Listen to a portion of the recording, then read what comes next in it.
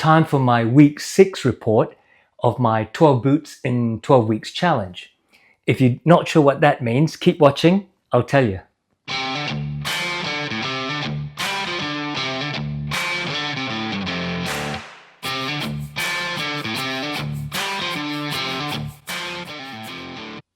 How you going? Welcome back to Bootlosophy, my channel, and if you haven't been here before, my name is Tech. I acknowledge the traditional custodians of the lands I'm filming on here in Perth, the Whadjuk people. Now, this is my 12 boots in 12 weeks challenge. What I did was, 6 weeks ago, I set myself a challenge out of my 145 or so pairs of boots. I'm a boot reviewer. Out of my 145 pairs of boots, I selected 12 boots set into categories of professional wear for the office, casual wear, and outdoorsy / hiking wear. And my challenge was to wear these 12 pairs of boots only for the next 12 weeks. It's proved to be a lot more difficult than I thought it would be, and I'll tell you why later on. But this is week 6, so I'm bringing you my report in week 6 and showing you what boots I wear, how they felt, and what the change in them has been. So let's start straight away with this pair. This is the Parkhurst Allen boot in their Stitchdown construction using their 618 last. This is made out of their Portuguese partner factory in Stitchdown construction, where that factory is really an expert in making handmade, handcrafted Stitchdown boots to Andrew Savisco's design. So this pair of Allen boots is in Horween's brown waxed flesh. And I brought you both the left and the right because I wanted to show you the difference in wear. But let me talk about these first. So if you don't know, waxed flesh is actually a Chrome XL leather turned the wrong way out so that the rough out is on the outside. You can see on the inside is the smooth Chrome XL leather. And in fact, I think this is in natural, if you can see. So the nap is on the outside, and Horween finishes it off by imbuing it with a heck of a lot of fairly firm wax finishing to put on the surface. And when it's new, if you go and see my review of this, or even my unboxing, when it's new, you'd think that this was smooth grain, like you can't hardly see any nap. It looks a bit rough, but you know, it might just be a kind of pebbly kind of grain leather. But anyway, the idea behind waxed flesh is it's much more sturdy than the grain side, because the grain side can scratch, as we all know. And rough out takes on scratches a lot more easily. And waxed rough out, waxed flesh, is even better. It just provides you that surface on top. I love Parkhurst boots. If you're not new to my channel, you know that I have lots of them. And this one in particular, in the 618 last, is really fitting well. Now, I started off by wearing these on Saturday of the start of this week. I wore them all the way through to Wednesday night. Basically on Saturday, I spent the day pruning in the garden. Normally I do my gardening in my Jim Green Numzan boots, which is part of this 12-week collection.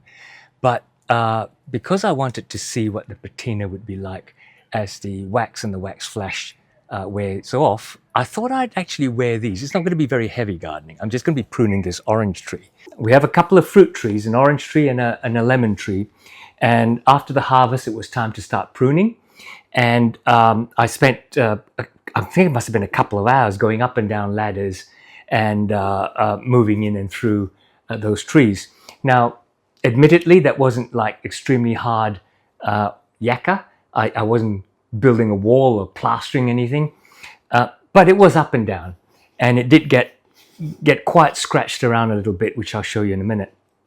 And then on Monday, I wore them on Sunday as well around the house, you know, just beating them in a little bit. And then on Monday, I flew up to Darwin. I'm still finishing, if you've been watching all my weekly reports, I'm still finishing a major assignment I have up there. Flew up to Darwin on Monday, spent a bit of time in the office of my clients, and then on Tuesday, we went out bush because we were going to visit their clients and what they were doing for Aboriginal communities out in outside of Darwin in the bush, particularly in Arnhem Land, where we had to fly out to on a private plane. And then on Tuesday morning, we flew back, and sorry, that was Tuesday. Wednesday morning, we flew back to Darwin, finished off in the office, and then I flew home that night. So these got quite a great deal of wear, like every day for 5 days. I had them on my feet. And you can see that the rolls are starting along there, and you can see the rolls in the shaft are starting as well. And you can also see that the wax is beginning to wear off in various high points. And I'm not sure if you can, but if you can, if you can't, I'll review this footage when I edit this. If you can't, I'll take some stills photos and insert them. But I brought both pairs because I wanted to show you one of the weird things that I do. For some reason, my right toe always gets scuffed. It's not because I'm dragging that toe when I walk, but I think what it is every time I step up a curb or some steps, not every time, but many times, or maybe when I'm walking across rocky ground, I'm almost certainly stubbing my right toe rather than my left. So I don't know if you can see that. Let me just get close. But can you see the difference in wear between the left and the right toe? And again, when I edit this, if you can't see, I'll put in a stills photograph. So both are showing some nice signs of wear. And this, I don't count scratches and scuffs patina, but I think this is real patina because it's the wax that's wearing off. Comfort-wise, I've been on record as saying the 618 last is my best fitting last. It starts with a very narrow heel, which I think might even be a B width. It also has a very narrow waistline, and you can see how narrow that is, and it widens out to an E or an almost double E width ball of the foot, which makes it grippy in the heel, nice and tight in the waist and instep, and then quite roomy in the ball before it goes into the almond-shaped toe. So extremely comfortable, great arch support, even though inside there isn't any specific build-up for the arch, but because of this indentation in the narrow waist area here, the actual side of the uppers holds up your arch. So I really do find this extremely comfortable. The proprietary Commando sole is beginning to wear a little bit, and you can see, I hope you can see that it's beginning to sort of chafe off the heel, although not a great deal of wear yet in the ball of the foot and the footfall area. So that was my most worn boot. When I got home, I spent Thursday at home because I really wanted to rest. I'd been traveling solidly for 3.5, 4 weeks by now. And when I got home on a Thursday, I decided to take the day off and do a bit of a brain dump. I mean, I kept myself active physically because I was doing chores around the home, but it was a brain dump from work, and I wasn't thinking about the issues we had to face when we were preparing strategic and operational plans. I was just clearing my head of that kind of thinking. So doing chores around the house, I put on this easy pull-on, pull-off pair of Chelsea boots. This one's from Blundstone. I think this is their 1305 or 1306 distressed brown. I had conditioned it on the Saturday night before I started packing for Darwin. And initially, I conditioned it with Big 4. Initially, it darkened completely, but as you can see now, the sort of waviness and variation of the brown brown distressed leather has come back again. Yeah, so I wore this on Thursday all around the house. I just wanted a break from a heavy boot, and the Blundstone is the perfect antidote because of its super soft TPU and PU outsole and the sort of padding it's got on the inside. It's heritage in style and it's heritage in history, but it's certainly not American heritage in the sense that it's stitched down, Goodyear welt, whatever. But you know, extremely comfortable boot and quite stylish in its makeup. So that was on Thursday. Again, as you can see, if you look at my earlier videos of this, you will see that it's beginning to crease a little bit, and it's bending and starting to relax in its wear. It's still fairly stiff around here because I haven't really put it on that many hours, to be honest. It's still fairly stiff around here, and walking still has this the top of the collar scuffing into my ankle. But the more I wear this, the more comfortable it gets around that area. It's already comfortable on footfall. So that was Thursday. And then on Friday, back to work, yesterday, I decided to wear the Blackbird Rudiger in shell cordovan. I just tried something different. It was a very cold, clear, late winter's day.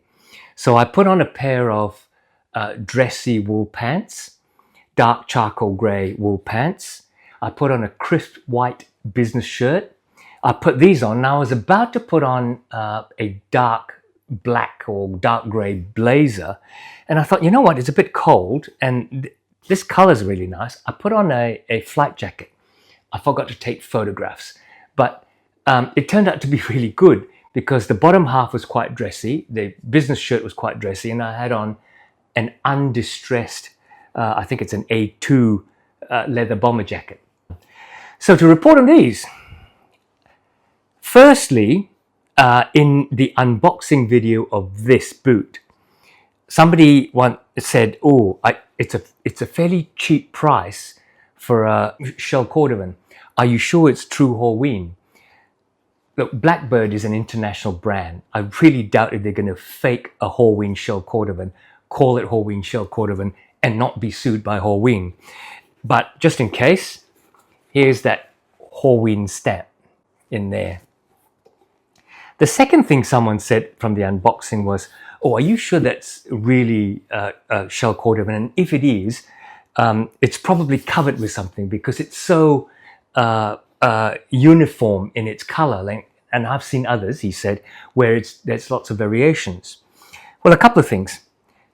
Firstly, when you first unbox any pair of boots, shell or otherwise, there's going to be very little variation in the color. It's brand new. I mean, if it came out and there was variation, unless it's a boot with a lot of pull up, we're all in trouble.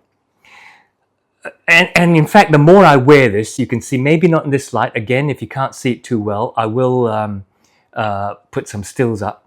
You can see the variation color start to develop. Obviously, because this is packed full of oils and waxes in the tanning. And obviously, as I'm walking, as I'm moving around, that's moving around, which you don't get when it's new. The second thing that this commentator said was, I don't know if it might be covered with something.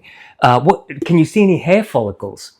Well, shell cordovan is a membrane, not a skin that sits under the horse butt.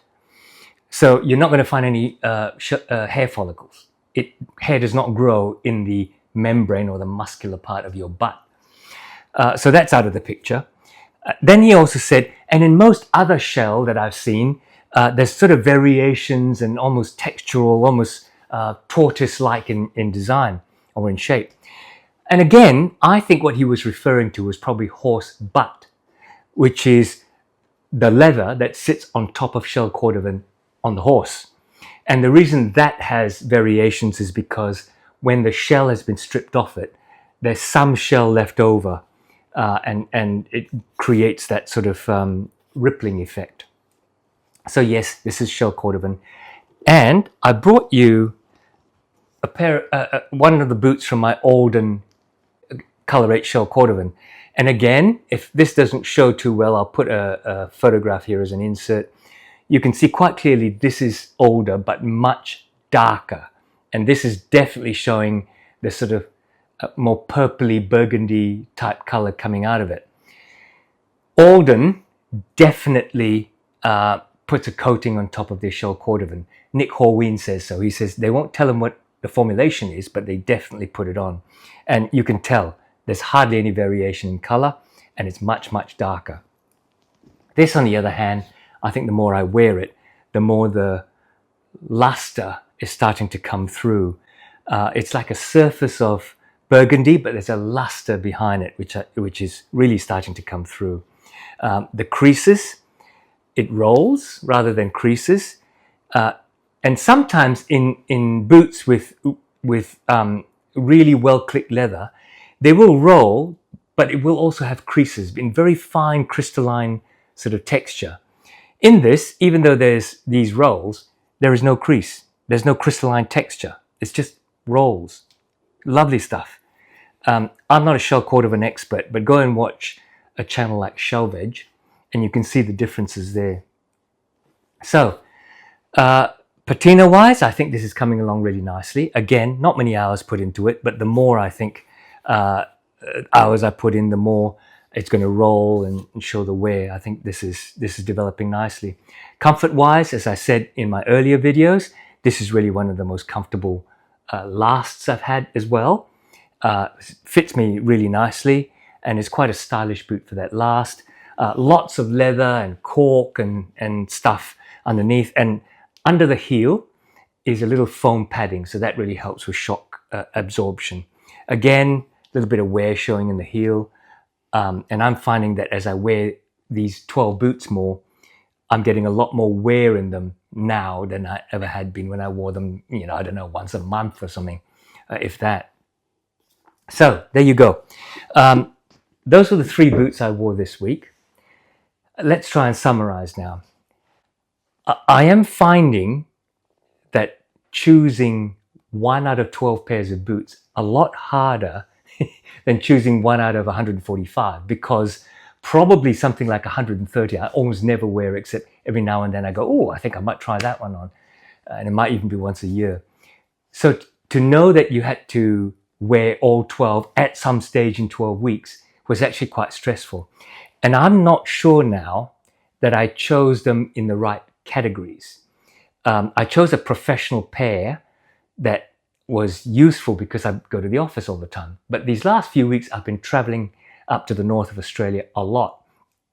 And that's when I couldn't quite decide what to wear, because there were casual boots, and most of the business done up there is casual. And I really couldn't decide what to wear. And then down here, there was the direct opposite. Also, I'm finding my outdoor boots, the work boots, it's just sunny right now, but up until now, it's been wet, it's been woolly, it's been wild, and I haven't gone out to do much work either in the garden or around the house. As it clears up, and towards the end of 12 weeks, maybe after, I might be doing things like getting on the roof, repainting the porch, that sort of tasks that I've set myself for spring.